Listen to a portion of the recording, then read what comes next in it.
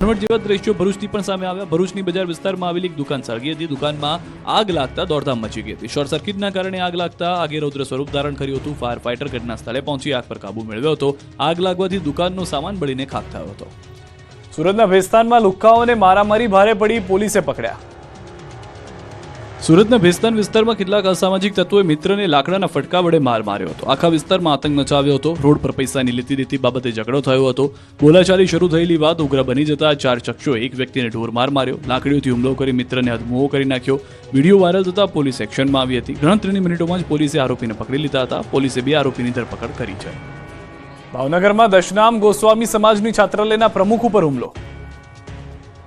ભાવનગરની છાત્રાલયમાં છરીઓ ઉડી હતી। દશનામ ગોસ્વામી સમાજની છાત્રાલયના પ્રમુખ ઉપર છરી વડે હુમલો કરાયો।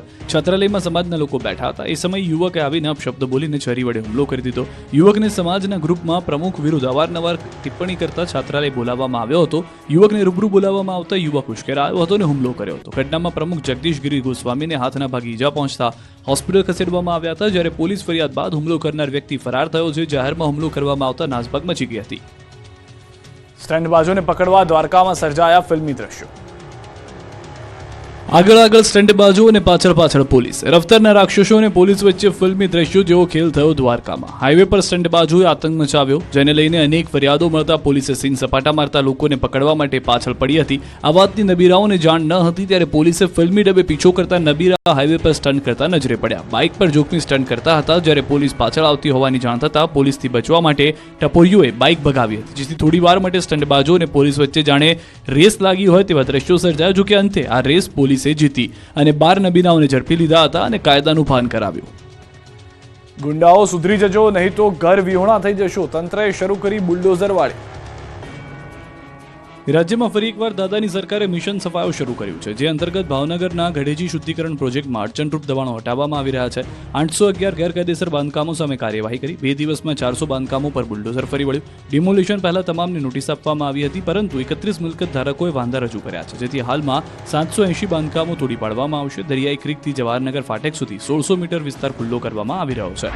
તો ગુંડાઓના ઘર પર પણ તંત્ર તવાઈ બોલાવી રહ્યું છે। સુરતમાં અલકેટ પોલીસ દ્વારા ગુનેગારો સામે લાલાંક કરવામાં આવી છે। 3 થી વધુ ગુનાનો આરોપી અને કુખ્યાત બુટલેગર સમીર માંડવાની મિલકત પર દાદાનું બુલડોઝર ચાલ્યું। આરોપીએ સરકારની જમીન પર પતરાનો ગેરકાયદેસર ડોમ ઉભો કર્યો હતો। પોલીસ દ્વારા પાલિકાની ટીમને સાથે રાખીને ડિમોલિશનની કામગીરી કરવામાં આવી।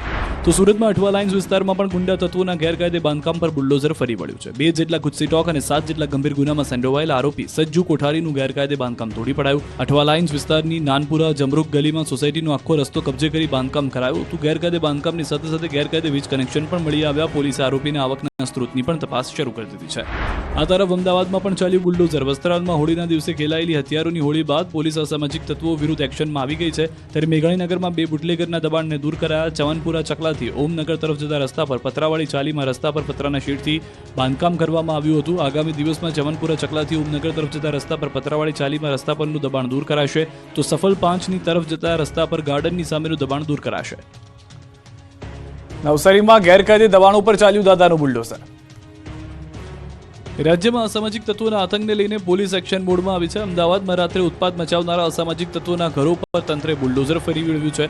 તો અમદાવાદની જેમ નવસારીમાં પણ ગેરકાયદે દબાણો પર તંત્રનું બુલડોઝર ફરી વળ્યું છે। નવસારી જિલ્લા અંતર્ગત ખેરગામના ગુનેગાર પરિવારના સદ્દામ શેખના મકાન પર દાદાનું બુલડોઝર ફરી વળ્યું। સદ્દામ શેખ તેમજ તેના ભાઈ અસીમ શેખ અનેક ગંભીર ગુનાઓમાં આરોપી છે।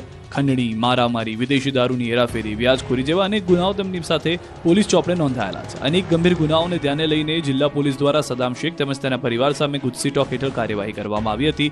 સદ્દામ શેખ દ્વારા 15 વર્ષોથી ખેરગામ તળની જમીન ઉપર 4 મકાનો બનાવવામાં આવ્યા હતા, જેને તોડવા માટે ગ્રામ પંચાયતે પોલીસ બંદોબસ્ત સાથે કાર્યવાહી હાથ ધરી હતી।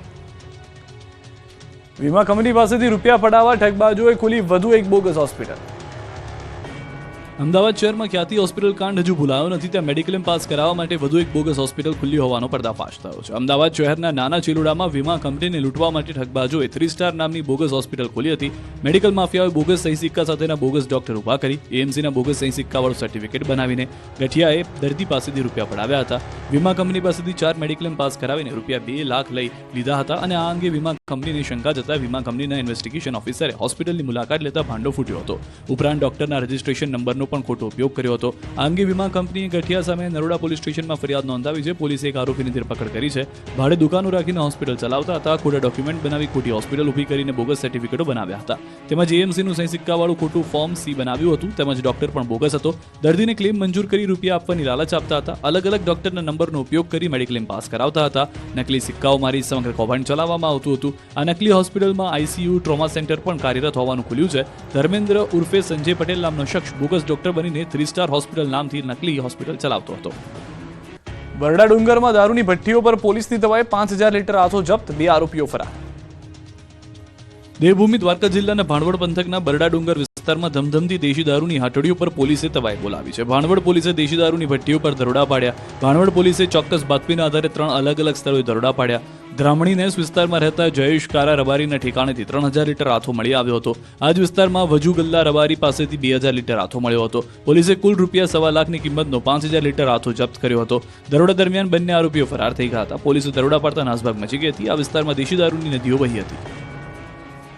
રાજકોટવાસીઓ પટેલ ડાઇનિંગ હોલમાં જમવા જતા હોય તો ચેતી જજો, વાસી શાકભાજી અને અખાદ્ય વાનગીઓ મળી.